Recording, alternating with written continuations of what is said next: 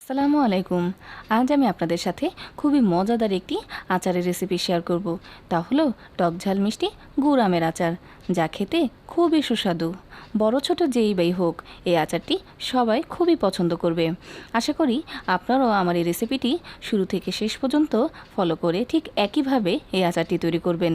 তাহলে চলুন দেখে নিই কীভাবে পারফেক্টভাবে গুড় আমের আচারটি তৈরি করতে হয়।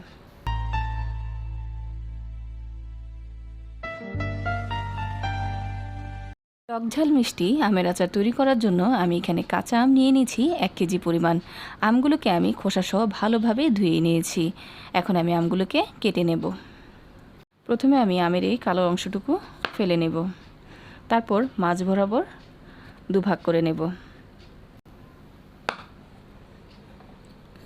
আমি বড়াগুলোকে এই ভিতরের বিচি যেটা আছে সেটা বের করে ফেলব। তারপরে প্রতিটা আমকে আমি 3টি অংশ করে কেটে নেব, তার মানে একটি আমের 6টি অংশ হবে।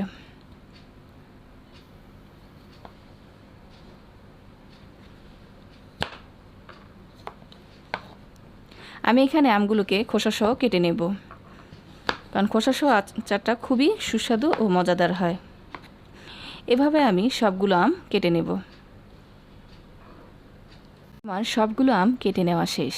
এখন আমি একটি পাত্রে আমগুলোকে তুলে নেব।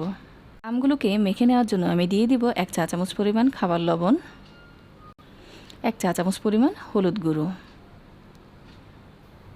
এখন আমি ভালো করে আমগুলোকে মেখে নেব। খেয়াল রাখবেন আমে যাতে কোনো পানি না থাকে সেটা। আমার আমগুলো তো দেখুন একটুও পানি নেই, কাটার পরে যতটুকু পানি আছে। এখন আমি যখন আমগুলো মাখা শেষ হয়ে যাবে আমি ভালো করে শুকিয়ে নেব আমগুলোকে। আমার আমগুলো মাখানো শেষ। এখন আমি আমগুলোকে রোদে শুকাতে দিয়ে রাখবো 2 ঘন্টার জন্য। কারো যদি রোদ না থাকে আপনারা অবশ্যই চুলার নিচে দিয়েও আমগুলোকে শুকিয়ে নিতে পারেন। তাহলে দেখা যাবে যে আমগুলো কাটার পরে যে পানিটা বের হয় সেই পানিটাও শুকিয়ে যাবে। তাহলে অপেক্ষা করছি 2 ঘন্টা পর্যন্ত। আমার আমগুলোকে আমি শুকিয়ে নিয়েছি। দেখুন 2 ঘন্টার পরে শুকিয়ে নেওয়ার ফলে আমগুলো প্রতিটাতেই একদম পানিটা ভালোভাবে শুকিয়ে গিয়েছে। এখন আমি আচার তৈরি করার জন্য চুলায় চলে যাব। চুলায় একটি হাঁড়িতে আমি 1/2 কাপ সরিষা তেল দিয়ে নিয়েছি। তেলটা যখন হালকা গরম হয়ে আসবে ঠিক সেই পর্যায়ে আমি দিয়ে দিব 1 টেবিল চামচ পরিমাণ রসুন বাটা। সাথে দিয়ে দিচ্ছি 4টি শুকনো মরিচ,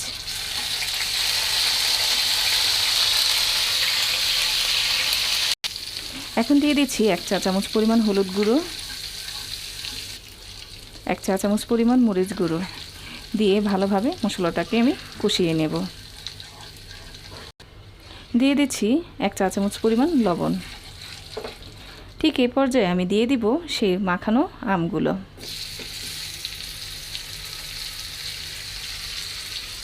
আমি এখন মশলার সাথে আমগুলোকে মিশিয়ে দেব। এখন আমি দিয়ে দিব 1 টেবিল চামচ পরিমাণ পাঁচফোড়নের গুঁড়ো দিয়ে ভালোভাবে আবারও মিশিয়ে দেব।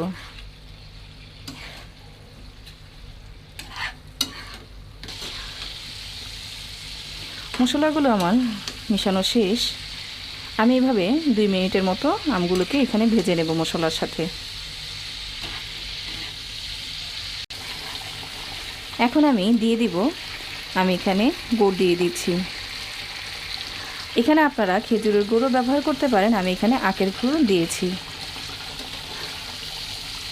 আজ আমি আচারটি তৈরি করছি গুড় দিয়ে।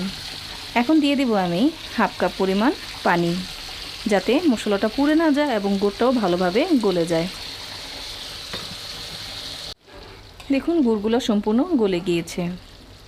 আর আমি এই পর্যায়ে দিয়ে দিব 1/2 চা চামচ পরিমাণ বিট লবণ। বিট লবণটা আচারের স্বাদ আরও বাড়িয়ে দিবে। দেওয়ার পর আবারও ভালোভাবে মিশিয়ে দেব।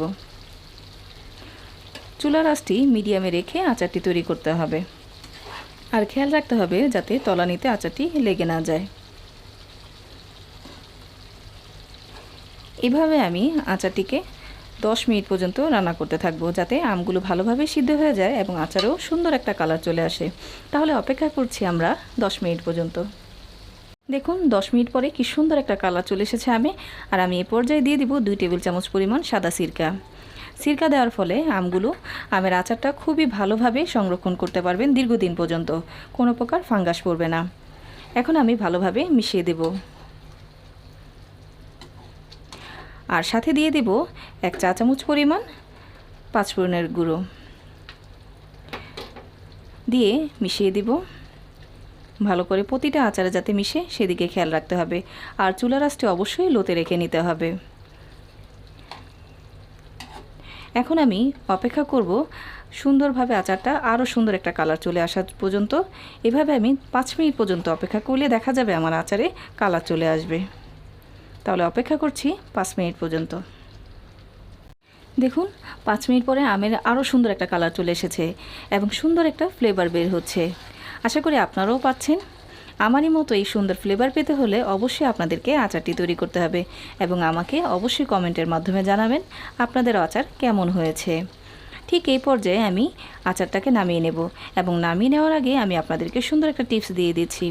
এই আচারটি অবশ্যই খুব বেশি ঘন করতে যাবেন না, এরকম পাতলা রাখতে যাবেন, ঠিকই আমারই মতো। দেখুন আমি একটু ঝোল ঝোল মাখা মাখা রেখেছি, ঠিক আমারই মতো রাখবেন। কারণ দেখা যাবে যে নামানোর পরে এই গুড় দেওয়ার ফলে আচারটি আরও শক্ত হয়ে যাবে, তখন দেখা যাবে বেশি শক্ত হলে আচারটি ভালো লাগবে না। তাহলে আমি এখন আচারটিকে নামিয়ে নিচ্ছি, নামিয়ে ঠান্ডা করে তারপরে পরিবেশন করব। তৈরি হয়ে গেল মজাদার টক ঝাল মিষ্টি গুড় আমের আচার। আশা করি আমার এই রেসিপিটি আপনাদের সবার খুবই ভালো লেগেছে।